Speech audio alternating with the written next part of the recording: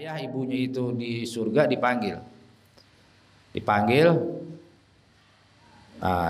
ketemu lagi sama nih anak. Ini lagi di pertengahan jalan nih antara hisab ini mau dibawa ke neraka. Ini anak komen nggak nerima. Ya Allah, apa nih begini? Ya Rabbana khuz bihaqina. Ya Allah, Anda punya hak, ambilin hak saya. Saya punya hak untuk diajarin, tapi saya nggak pernah diajarin.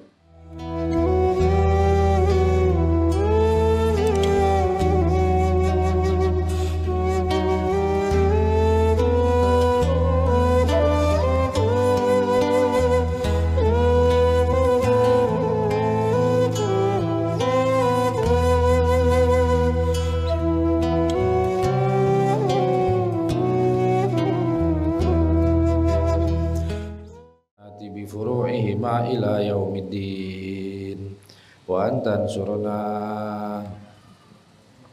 wa taftaha alaina wa tarzuqana wa tahfazana wa taghfir lana wa li jami'il muslimin ya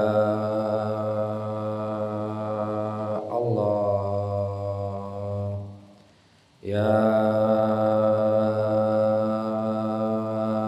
Allah, Ya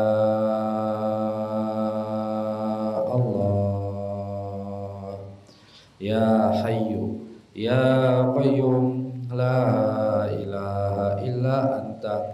Allahumma allimna ma jahilna wa zakirna ma nasina wa fahimna ma la nafham wa zidna ilman wa zidna ilman wa zidna ilman wa alhiqna bisalihin.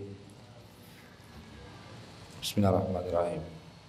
Alhamdulillah wassalatu wassalamu ala rasulillah sayyidina maulana Muhammad ibn Abdullah sallallahu alaihi wa ala alihi wa ashabihi wa azwajihi wa zurriyyatihi wa ahli baitihi al-kiram ajma'in, amma ba'd.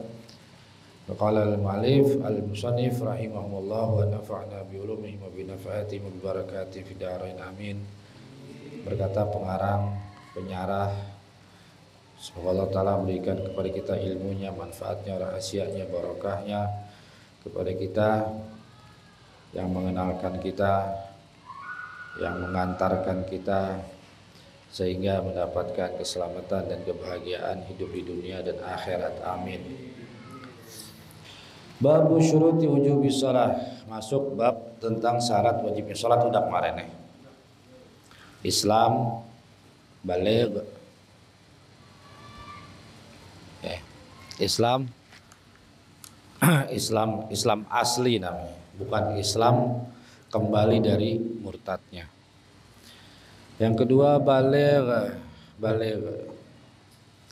Ya, baligh itu maksimal 15 tahun laki-laki, itu perempuan. Minimal 9 tahun wanita haid komariah. Hitung 9 tahun dari hitungan bulan komariah, bulan Arab. Tandanya baligh. Yang kedua, tanda baligh yang kedua adalah mimpi hubungan baik laki-laki ataupun perempuan. Itu tanda baligh kedua. Jadi mimpi ini bukan hanya kaum lelaki tapi wanita juga sama. Ya, ihtilaf fi zakar wal unsa. Mimpi hubungan suami istri itu dialami oleh kaum lelaki dan kaum wanita. Jadi jangan ada yang mengatakan mimpi itu bagi laki-laki aja. Kemudian keluarnya air mani di dalam tidur itu ataupun tidak. Dia mimpi ihtilam namanya. Kemudian keluarnya air mani itu baik di saat dia sadar ataupun di saat dia tidur.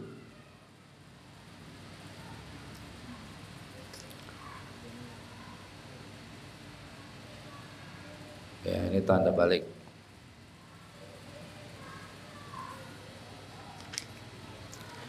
Kemudian yang ketiga syarat wajibnya sholat adalah berakal.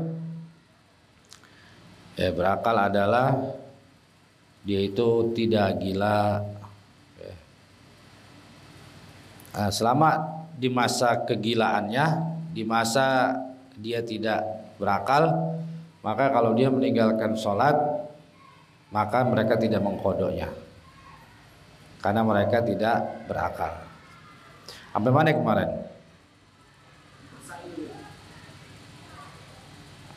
Itu dah ya. Oh, sampai kepada masail orang yang sehat fisik, yaitu kalau dia tidak buta ataupun tutuli. Masail yajibu alal aba'i wal ummahati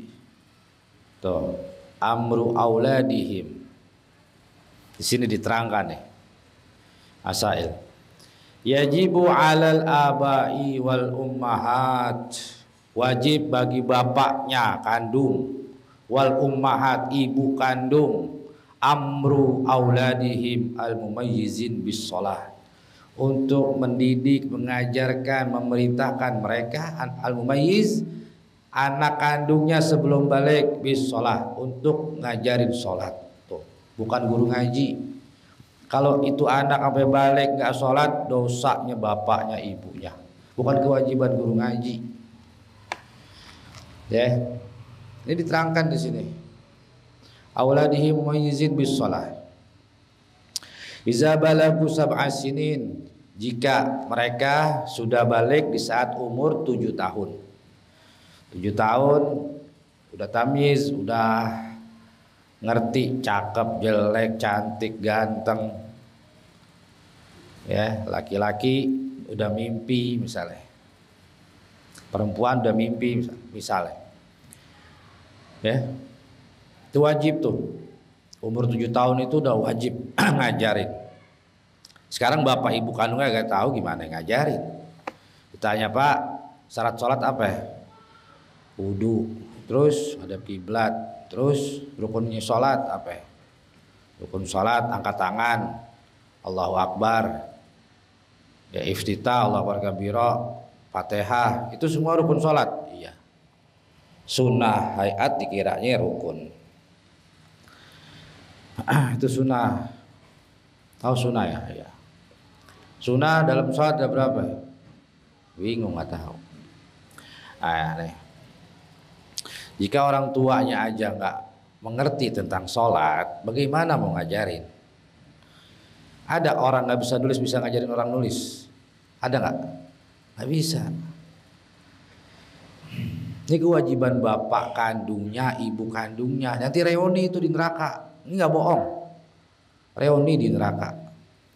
Akhirnya bapaknya di masa tua nih, umur udah kira-kira 40-50 ya, udah maunya ibadah aja deh. Ya.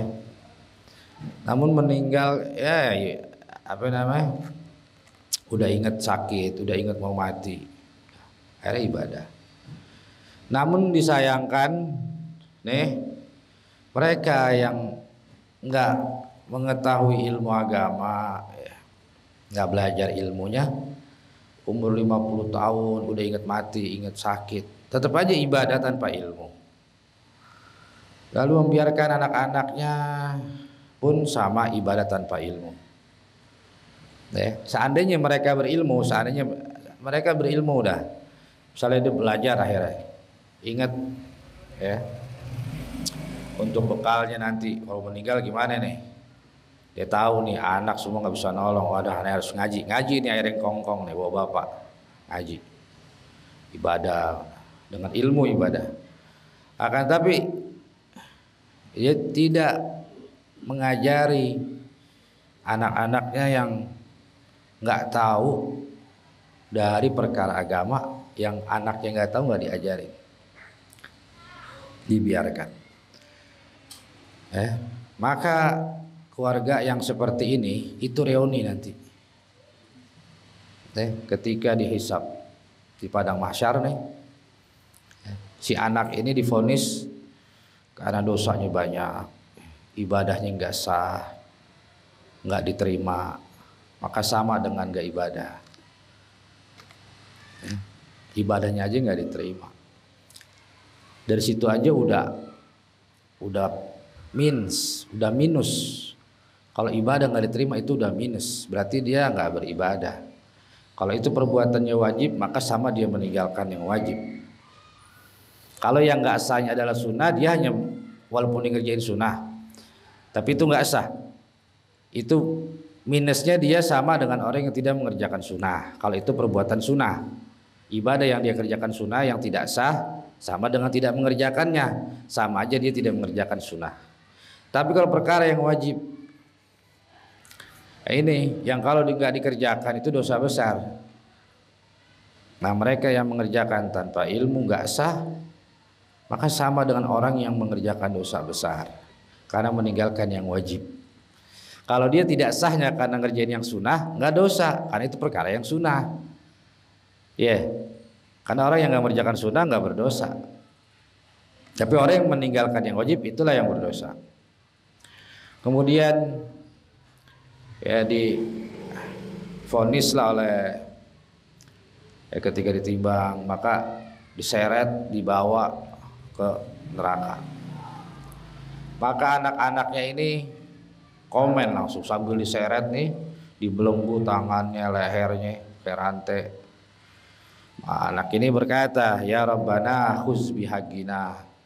Ya Allah, aneh gak redo begini.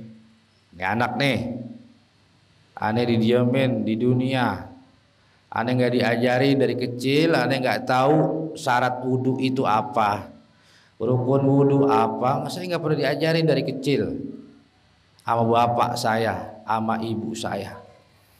Ini ceritanya di dalam riwayat hadis. Ini hadis ini, ketika disampaikan hadis ini ayah ibunya ini sedang berada di surga karena mereka jadi ahli ibadah, haji, bapaknya haji, ibunya haji, atau marbot, suka ke masjid, pokoknya ibadah udah, karena udah tua ya. Disebutkan ayah ibunya itu di surga dan di neraka itu dipanggil. Ayah ibunya itu di surga dipanggil, ketemu lagi sama nih anak. Ini lagi di pertengahan jalan nih antara hisab ini mau dibawa ke neraka. Ini anak komen nggak nerima. Ya Allah, apa nih begini? Ya Rabbana khuz bihaqina. Ya Allah, Anda punya hak, ambilin hak saya. Saya punya hak untuk diajarin, tapi saya nggak pernah diajarin. Toh, jadi punya anak, punya istri, jangan enaknya yang dicari Ada amanahnya, ada kewajiban kawin. Istri ente keluar rumah, walaupun ke tetangga, walaupun ke depan pintu, luar pintu, misalnya, atau di dalam rumah tapi ada bukan muhrim, haram. Itu amanah tuh, nggak boleh membiarkan orang lain masuk ke dalam rumah yang ada istri ente dan entenya nggak ada, haram. Suami nggak ada, istri membiarkan orang lain datang, walaupun itu sepupunya sendiri. Tahu sepupu? Tahu mas sepupu ente?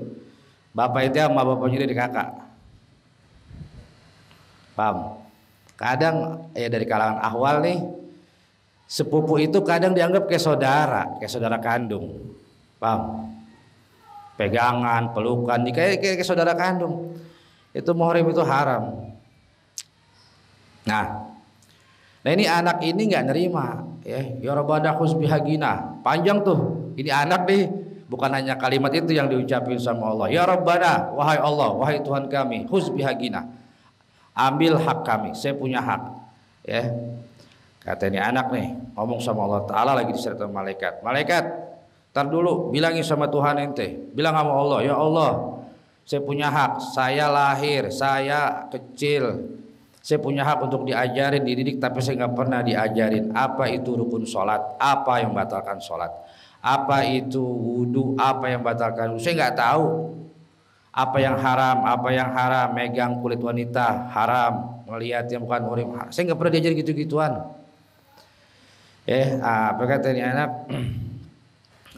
Wala yu'allimna ma jahilna, kata si anak. Karena bapak kami sekarang enak di sorga, ibu kami di sorga. Padahal dia nggak pernah ngajarin apa yang kami nggak tahu. Yang kami nggak tahu kami didiemin aja, nggak diajarin. Kalau ini haram saya nggak tahu, itu dibilang haram, saya nggak pernah dicegah, pacaran nggak pernah dicegah, keluar malam kemana nggak ditanya, pulang dari mana udah sholat belum nggak pernah ditanya. Akhirnya apa?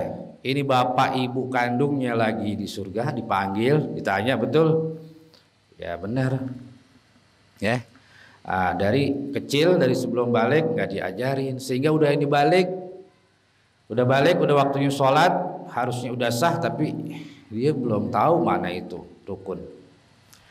Maka Allah Ta'ala ya memerintahkan malaikat ini untuk membawa ibu bapaknya ini yang didatangkan bersama-sama itu anak masuk ke nerakanya Allah Ta'ala. Ya, ibu bapak itu nggak bisa ibadah sendirian, nggak bisa. Ya, alim sendirian nggak bisa. Bapak ente misalnya ahli ibadah, kemudian ente nggak tahu ibadah, nggak tahu yang haram. Oh ini haram ya, saya nggak tahu. Itu nggak dikasih tahu. Ya, maka ente berbuat itu kan ente nggak tahu, nggak dilarang, nggak dikasih tahu ini haram. Ya, maka dosa yang ente kerjakan dilimpahkan kepada orang tuanya juga. Ya, maka bersama-samalah di neraka. Ya, makanya banyak yang di rumah nggak ngerti ibadah, ngerti sholat, yang zina, yang aurat nggak ngerti. Bapak kandung ngelihat anak kandung dikira itu udah halal aja udah. Ya. Ya, itu mah anak kandung saya. Atau si anak juga sama. Saya ngelihat paha emak saya dikiranya halal aja. Di dalam rumah nih, nggak usah jauh-jauh, nggak usah keluar rumah dan ngelihat orang lewat pakai celana pendek. Di dalam rumah, anak ngelihat paha bapaknya, anak kandung ngelihat paha bapaknya, bapak pakai celana pendek. Ya, atau bapaknya ibunya ngelihat anaknya pakai celana pendek. Mengira apa? Nggak apa-apa itu anak kandung. Ternyata di dalam rumah ini mereka lagi sedang pesta maksiat. Pesta maksiatnya apa? Bapak kandung melihat anak yang sudah balik antara pusar dan lutut itu haram. Paham nggak? Anak melihat bapak ibu kandung antara pusar dan lutut itu haram. Ini bapaknya pakai celana pendek, emaknya pakai celana pendek.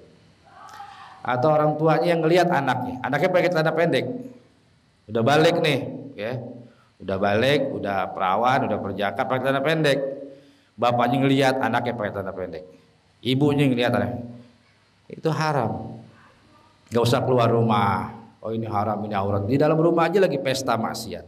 Dari mana? Sebab ketidaktahuan tentang ilmu agama. Karena mau nyepelekan ngaji itu disepelein. Dianggap tuh perkara yang ringan, perkara ya nggak ngaji nggak apa-apa, udah anak gua aja yang ngaji misalnya, atau ya yang punya waktu kosong aja. Bahkan orang yang paling sibuk sekalipun, seandainya dia raja, menteri, ya, atau disebutnya daulah, orang yang mengatur negara, ya, itu nggak sah kalau nggak ada ilmu. Kenapa? Karena mereka mengatur, jalanin pemerintah, jalanin tugasnya itu dengan ilmu apa? Nah ini di sini diceritakan, ini masalah di sini. Bagaimana ini anak yang tamyiz? Maka wajib bagi yajibu al-aba'i wal ummahat, wajib bagi bapak dan ibunya memerintahkan ini anak untuk belajar. Tamyiz nih untuk belajar, ya, untuk mengerjakan sholat. Iza balagu sab'a sinin. Ini ketika dia berumur 7 tahun nih. 7 tahun. Wa yajibu darbuhum 'alaiha. Dan yajibu, kalimatnya yajibu, dan wajib darbuhum, memberi hukuman kepada mereka. Beri hukuman kepada mereka.